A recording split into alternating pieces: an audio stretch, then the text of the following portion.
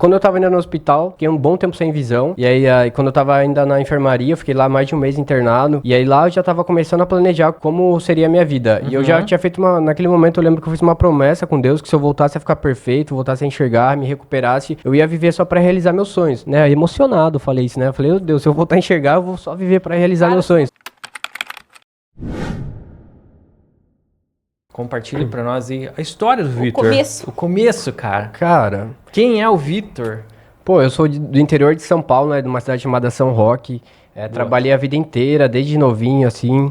Sempre trabalhei muito e sempre eu nunca conseguia me encaixar nos trabalhos que eu tinha. Sempre eu sentia alguma angústia, uma voz dentro de mim, mesmo quando estava tudo bem, que estava fluindo o trabalho, que eu estava tendo um progresso dentro do trabalho que eu estava, porém eu sentia que não era aquilo que realmente seria meu propósito. E por boa parte da minha vida eu sofria bastante de não entender. Por que eu tô mal? Por que eu tô angustiado, sendo que tá indo bem as coisas? E assim, depois de muito tempo, assim, que eu comecei a entender que eu realmente tinha um propósito e que eu iria ter que realizar. Por mais difícil que fosse entender o que era, e aí agora recente, né, em 2020 eu tive uma enfermidade, né, fiquei um tempo em coma por conta de uma meningite ali no meio da pandemia, e aí depois Quanto que eu tempo de coma, brother? fiquei quase uma semana, entrei em coma na casa que eu morava, já cheguei no hospital em coma, e aí depois disso que virou tudo. Que aí eu não entendi muito na hora que aconteceu, porém quando voltou um pouco da minha consciência, eu entendi que a partir daquele momento eu só iria viver para realizar meus sonhos. E aí eu tenho certeza que muita coisa mudou quando eu tava em coma. Muita gente pergunta, né? Pô, você lembra de alguma coisa? Eu não lembro de nada. Eu não lembro de nada. Zero lembrança desse período, cara? Zero. Mas eu tenho certeza que alguma coisa aconteceu porque eu já acordei do coma sabendo o que eu tinha que fazer. Quando eu ainda estava no hospital, já comecei a traçar as metas e falar, eu tenho que fazer isso, né? No primeiro momento eu saí fazer uma viagem de carona, inclusive tem no link da minha biografia no Instagram, dia 115, meu e-book, que eu conto a história desde que eu estava no hospital, o que passou na minha cabeça, qual que foram as ideias que eu tive para tirar forças para melhorar, e aí fazer uma viagem ali pela costa do Brasil, e aí eu conto toda essa experiência, e aí eu fui me moldando com essas experiências, assim, no começo eu sofria bastante, hoje eu tô muito mais maduro do que eu já fui no começo, assim, algum perrengue que passava, eu já pensava em voltar, pensava em, sei lá, parar, então realmente o processo me moldou para hoje eu conseguir fazer uma viagem longa, planejar ir até o México e ir tranquilo, que nem foi agora como pro Ushuaia, eu planejar ir pro Ushuaia e eu consigo, só ter calma por esse processo todo que eu passei de aprendizado e amadurecendo. Caramba, então nós, se for ver aqui, nós tínhamos que fazer 3 podcasts. Uma história dessa viagem, antes da enfermidade, aí uma do Brasil, até o Ushuaia, e daí a outra do México. Já fica... que vocês acham? Vamos fazer mais uma. Vamos lançar a pergunta aí pra você, meu querido, que tá assistindo, pra você, minha querida, que tá assistindo. 3 episódios com o Vitor, o que você acha? Vai lançando aí no comentário e depois a gente vê o que vai fazer. Ele mais uns dias. É isso aí. Não vou achar ruim não ficar mais um tempo aqui em Florianópolis. Brother, então, teve esse período ali da doença, coma, cara, retorna pra casa, aí começa a borbulhar no teu coração o desejo de viajar. A primeira experiência de viagem foi com um mochilão, não foi de bike? Não, foi de mochilão e foi antes, na verdade. Ah, foi antes? Foi antes. A minha primeira experiência, assim, que eu me soltei, eu tive a enfermidade em 2020, que realmente mudou a minha vida, que eu virei a chave, falei, daqui pra frente eu só vou em busca do que eu realmente acredito e acreditar realmente e buscar. Mas antes, em 2018, a minha primeira experiência foi assim, a experiência mais doida que eu já tive, porque eu trabalhava na capital em São Paulo, tinha um trabalho lá e o cara só atrasava meu salário, era difícil, o cara chegava no dia do pagamento, o cara dava metade do salário, eu tinha que pagar aluguel, e eu falei, caramba, como que vida que é essa, né, que eu tô levando? Sim, cara.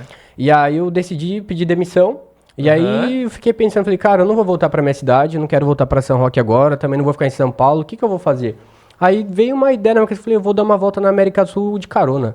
Peguei uma passagem de avião até Porto Alegre, não tinha tinha R$1.000. Paguei 400 na passagem aérea até Porto Alegre e sobrou 600. E a partir de Porto Alegre eu comecei a pegar carona e fui até Montevidéu. E sem barraca, sem nada. Eu dormia assim no posto, no chão. Realmente, olha essa história e, cara, não acredito que eu já tive essa coragem. E essa foi minha primeira experiência. Eu não consegui ir tão longe, eu queria rodar muito, porém não tinha experiência para manter isso. E principalmente o psicológico. O psicológico chega uma hora que realmente pega. Sim, cara. E aí, até porque também, quando eu cheguei nessa viagem que eu tô contando lá em 2018, quando eu cheguei no Chuí, eu lembro que minha mãe me mandou uma mensagem perguntando: ô filho, você vai assistir alguma festa, alguma coisa assim para eu ir para casa? Minha mãe perguntou: você vai vir para cá? Falei: ô mãe, tô aqui no Chuí, pedi demissão. Tô dando uma volta na América de carona agora. Minha mãe ficou doida. Minha mãe, o quê? Você quer me matar e tal? E aí nessa começou Como que é o nome da mamãe? Alessandra. Com certeza ela tá assistindo. Meu pai também, Valdir. Meu irmão, Gabriel. Boa. Tá, certeza, Um abraço pra todo mundo acompanhando aí. Se algum dia estiverem por Florianópolis, faço questão de receber vocês aqui, tá bom? Eles vão amar. E essa foi a primeira experiência, assim, mas foi bem, assim, meio quase que traumática, sabe? Sim, cara. Do jeito que eu fui sem preparar, sem uma barraca, sem nada. Meu celular eu tinha que tirar a bateria pra carregar na tomada. E de carona em carona eu fui, voltei e teve muitas histórias incríveis. Mas o que mais pesou pra eu voltar foi realmente não ter a bênção da minha mãe. Isso realmente foi algo que depois eu entendi. Hoje eu tenho a bênção da minha mãe, depois de tudo que eu passei, ela apoia demais, manda forças. Aí do tem que Victor. ter a bênção da família, da mãe, por mais difícil que seja o que você tem que falar e seja o seu sonho, tem que chegar, ser sincero, ser transparente com a sua mãe, com o seu pai, com a sua família, com quem seja lá, com a sua avó. Quando você quiser tomar uma decisão de ir buscar um sonho que é diferente do que as pessoas estão acostumadas, você tem que chegar e ser claro e explicar: eu vou fazer isso, e tem um objetivo nisso, não tô saindo assim perdido, né? Passar uma paz pra sua mãe, porque... Sim, cara. E isso dessa viagem que desde que eu comecei a viajar agora depois que eu acordei do coma, minha mãe desde o princípio já me deu a bênção, porque o médico falou pra minha mãe que era pra ela providenciar o meu velório, que eu não ia acordar do coma, então foi bem difícil pra minha família.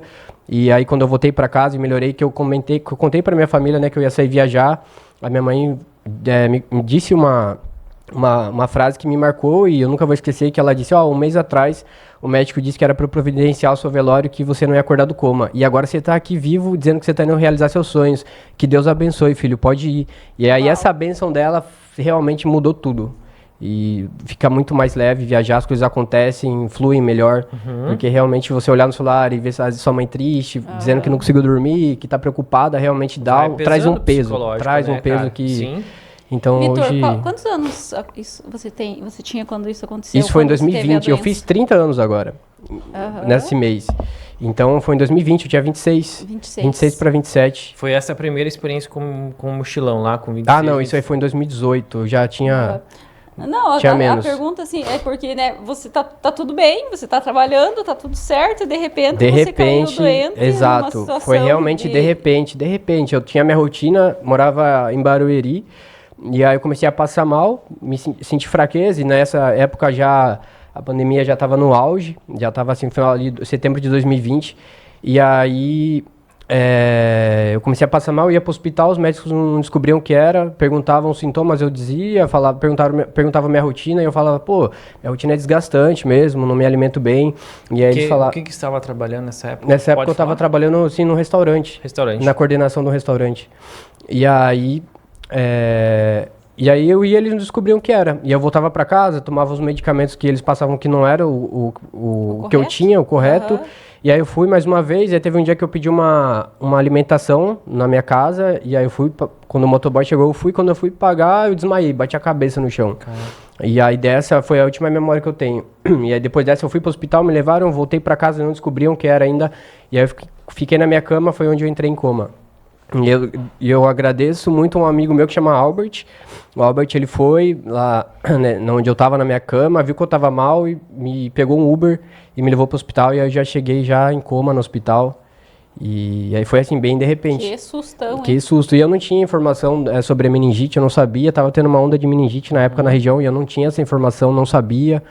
Então foi assim, bem de repente, bem rápido. Aí sim, quando eu cheguei no hospital, eles descobriram o que era, porém já estava muito avançado. Muito avançado. Porque daí ficou tomando medicamento errado? A doença... E a meningite é uma bactéria silenciosa.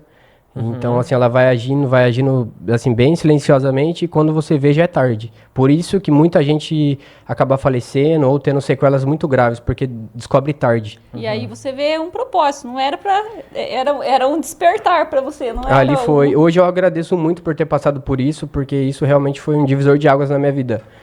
Eu tenho certeza, tenho certeza que se eu não tivesse passado por isso, agora eu estaria em São Paulo trabalhando e bem triste, com o sonho de estar fazendo o que eu estou fazendo hoje, porém sem realmente um motivo para que eu largasse tudo e vivesse isso, né? Nós ali conversando, ali na cozinha, ali, não lembro se foi ontem, hoje pela manhã, enfim, acho que foi ontem. Aí você compartilhou um pouco já de como que foi ali o processo, né? Então aconteceu, né, você sofre com a doença, vai pro coma e tal. Aí você... Como que foi o momento? Que daí teve um momento que você estava me explicando que você chegou a voltar pro trabalho. E daí você não... Exato. Ainda tentou por um período ali, mas chegou lá e, cara, não conseguiu mais se acostumar, é isso? Foi. Quando eu tava indo no hospital, fiquei um bom tempo sem visão. E aí, quando eu tava ainda na enfermaria, eu fiquei lá mais de um mês internado. E aí lá eu já tava começando a planejar como seria a minha vida. E eu já tinha feito naquele momento eu lembro que eu fiz uma promessa com Deus, que se eu voltasse a ficar perfeito, voltasse a enxergar, me recuperasse, eu ia viver só para realizar meus sonhos, né? Emocionado falei isso, né? Eu falei, meu Deus, se eu voltar a enxergar, eu vou só viver para realizar meus sonhos. Eu tava enxergando quando voltou do coma. E aí, ali quando eu ainda tava no hospital, já comecei a planejar como seria a minha vida e tudo, e eu fiz uma promessa com Deus que se eu voltasse a ficar perfeito, eu ia realmente buscar realizar meus sonhos. E aí eu coloquei assim como meta, falei, quando eu vou acordar, eu cravei, falei, eu vou sair desse hospital, vou voltar a enxergar, vou ficar perfeito e vou ir lá nos Canyons, aqui no Cambará do Sul, né, na divisa Santa Catarina com o Rio Grande do Sul. E era um local que eu já tinha visto um vídeo de um rapaz que eu gostava muito de acompanhar, o Almir Júnior, ele tem um canal que chama Eu Vivo Isso, e aí eu falei, não, eu vou acordar e vou ir pra lá. E vou ir pra lá e tenho certeza que eu vou chegar. Foi a meta que eu coloquei, como assim, um norte. Falei, cara, eu vou ir lá nos Canyons. E aí eu acordei, voltei pra casa, me recuperei e aí eu voltei pro trabalho. E aí nessa eu fiquei naquela de, né, eu vou, não vou. Eu falei, não, eu vou voltar pro restaurante pra ver. E aí quando eu cheguei no restaurante, eu entrei na cozinha, era como se fosse a primeira vez que eu tivesse entrado lá. Que você, até ontem na nossa conversa, você também compartilhou, né, que quando você volta desse teu período ali de hospital... É como se a tua cabeça, a tua memória estivesse lá em 2015, né? Foi isso. Quando eu acordei, eu lembro a primeira voz que eu ouvi foi do meu pai, eu tava na UTI ainda, e aí ele perguntou, sabe quem tá falando? E aí eu falei, sim, né, as memórias mais enraizadas eu não perdi, só as memórias recentes. Aí eu falei, sim, é o senhor, né, pai? Ele falou, sabe onde você trabalha? Eu falei, eu falei um trabalho que eu tinha lá em 2014. E aí ele falou, não é não, você trabalha em tal lugar. E esse tal lugar que ele falou, eu não fazia ideia o que era. Tava totalmente assim... Enfim, e aí quando eu volto pro restaurante, eu entro na cozinha e aí me dá um baque mesmo, assim, de eu ver, cara... Eu achei que quando eu chegasse lá ia ter alguma coisa ia ligar na minha cabeça e as memórias iam voltar. Porém, não, quando eu cheguei, eu entrei na cozinha, era como se eu tivesse entrado pela primeira vez, já fazia muito tempo que eu tava lá. Nossa. E aí as pessoas iam me tirar dúvida, como eu tinha um cargo de... Eu ia falar, tanto é que você tinha um cargo de confiança lá dentro da empresa, tinha um cargo de confiança, né? E tinha uma galera que eu comandava e eles iam me tirar dúvidas e eu não lembrava como, assim, por exemplo... validade, tudo, né? Dentro do restaurante, assim, do que eu trabalhava tem muito padrão, muitas normas, tudo. E aí não tem processo, procedimentos, e eu não lembrava de nada. As pessoas vinham, como que lavam alface? Tem toda uma maneira certa de lavar alface, uma gramagem ali de colocar para fazer. E eu não lembrava, e aí nessa me bateu realmente um choque, eu falei, cara, não dá.